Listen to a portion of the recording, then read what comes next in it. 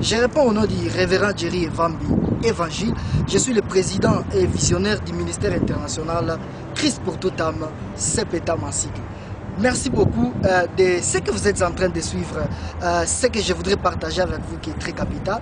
Je voudrais parler avec vous sur la vision du ministère international Christ pour toute âme. D'abord, avant d'aller plus loin, je voudrais féliciter nos finalistes qui viennent de finir notre 4e ou 5e session de l'école biblique BTCL, The Life of God in You. Je vous remercie. Je voudrais à ce que vous puissiez comprendre que au-delà de terminer ce que vous venez d'apprendre, il y a une mission que le Seigneur attend de vous. Et je voudrais à ce que vous puissiez savoir que nous voulons partager avec vous sur la vision du ministère Sepeta. D'abord, avant de commencer par vous dire ce qu'est la vision du ministère Christ pour toute âme, vous devez savoir différencier, ou je voudrais nous aider à différencier la différence entre la mission et la vision. La mission est ce que le Seigneur a donné dans Luc ou dans Matthieu chapitre 28 à partir du verset 18, 19, 20. Le Seigneur a dit, allez partout, il a dit aux disciples, d'aller partout et faire de toutes les nations des disciples. Ça c'est la mission générale, la mission globale que tout ministre ou que toute l'église a dans ce monde. C'est que nous devons aller prêcher l'évangile. Mais la vision, c'est une particularité que le Seigneur donne à tout ministre de pouvoir accomplir cette grande vision générale. C'est-à-dire la différence que le Seigneur donne à chacun de nous, en particulier, de pouvoir accomplir cette vision. Alors, ce que je voudrais, ou cette mission, ce que je voudrais partager avec vous ici, c'est quoi? Je voudrais vous expliquer ce que c'est la vision du ministère Christ pour tout temps. Quelle est notre vision? Quelle est notre particularité que le Seigneur nous a donnée afin d'accomplir la mission générale?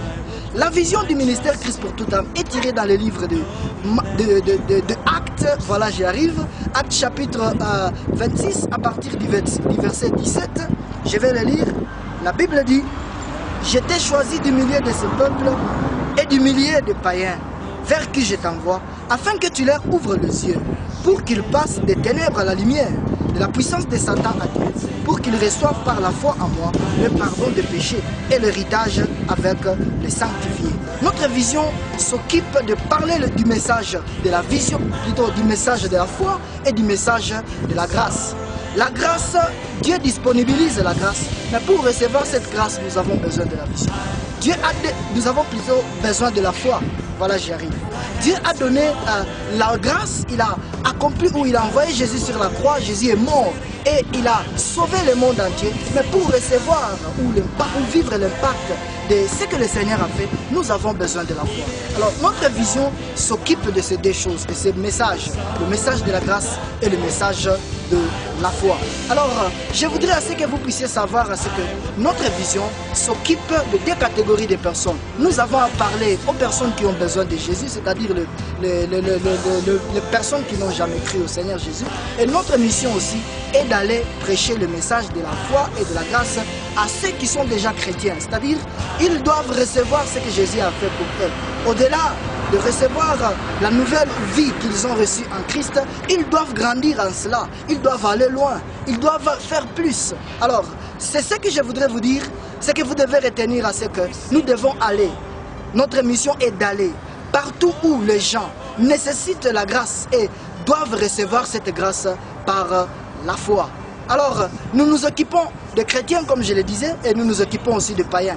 Comment est-ce que cela se passe? Avec les chrétiens, comme notre passage de la vision, c'est-à-dire Actes chapitre 26, le verset 17 à 18 dit, ce passage dit que nous devons ouvrir les yeux, afin que nous devons leur ouvrir les yeux, voilà. Alors, quand il s'agit ou quand il est dit que nous devons leur ouvrir les yeux, ça ne suffit pas tout simplement de les trouver comme s'ils sont des aveugles physiques, non. C'est l'aveuglement spirituel. C'est-à-dire ces gens ont besoin de comprendre ce que Jésus-Christ a fait à la croix. Vous savez, Jésus est monté à la croix pour une cause. Il n'est pas monté par joie. Ce n'est pas quelque chose qui lui est passé par l'esprit, mais c'est quelque chose qui a été prévu par Dieu de pouvoir, est-ce que Jésus devait mourir afin que l'humanité tout entière soit sauvée. Alors, il est monté à la croix pour une cause. et il a accompli quelque chose. C'est-à-dire, il a fini le travail qu'il fallait. Il a payé la dette que toute personne devait afin de recevoir la justice ou la vie éternelle en Dieu. Alors, Jésus est monté à la croix pour une cause. Et cette cause, c'est qu'il a accompli tout ce qu'il fallait afin que toute personne dans le monde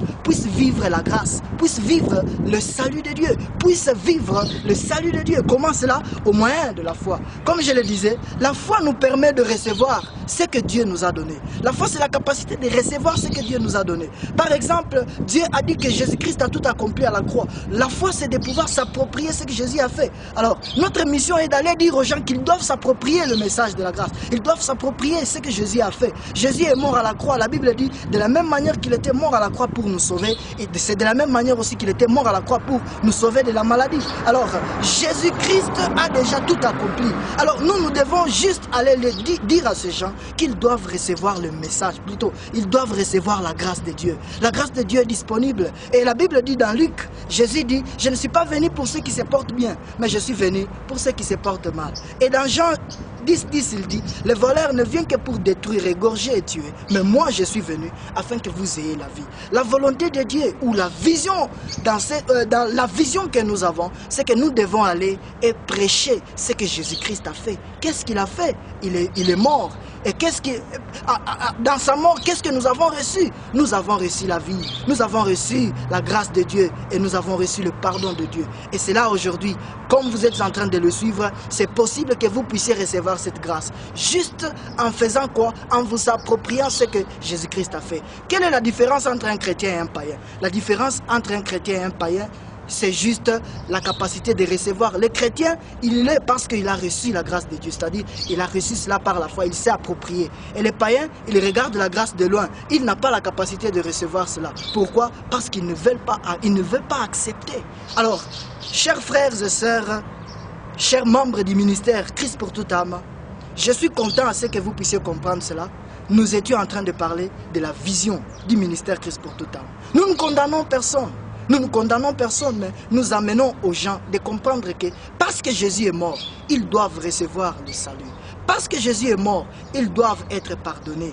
Parce que Jésus est mort, ils doivent recevoir la guérison. Parce que Jésus est mort, ils doivent recevoir la vie éternelle. Parce que Jésus est mort, ils peuvent vivre la vie de Dieu au-dedans d'eux. Comment cela? Juste en s'appropriant ce que Jésus a fait.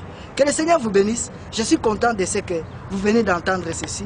Que Dieu vous bénisse. Et je crois que vous avez compris la vision du septembre. Si je peux synthétiser, je dirais tout simplement que la vision du ministère Christ pour toute âme, c'est d'aller montrer aux gens que Jésus a déjà payé la dette. Jésus a déjà tout fait pour qu'il soit normal, pour qu'il soit justifié, pour qu'il reçoive tout ce que Dieu avait prévu, afin que tout homme puisse vivre dans la justice à travers la mort et la résurrection de Jésus-Christ sur la croix. Que Dieu vous bénisse. Comme je le disais, je suis le président et visionnaire du ministère Christ pour toute âme. Je vous aime bien et je vous remercie, vous, parents qui sont là, en train de suivre cette agapé ou cette fête où nous sommes en train, avec vous, de commémorer ou de célébrer nos chers frères et sœurs qui viennent de recevoir leur diplôme ou qui doivent recevoir leur diplôme de l'école biblique, la vie de Dieu en nous, la vie de Dieu en vous. Que le Seigneur vous bénisse. Je vous aime bien et je vous dis qu'à très bientôt nous allons nous revoir et nous allons ensemble célébrer le Seigneur et partager encore la puissance de la parole de Dieu, de la parole de la grâce et de la parole de la foi. Que Dieu vous bénisse. Je vous aime bien. Shalom.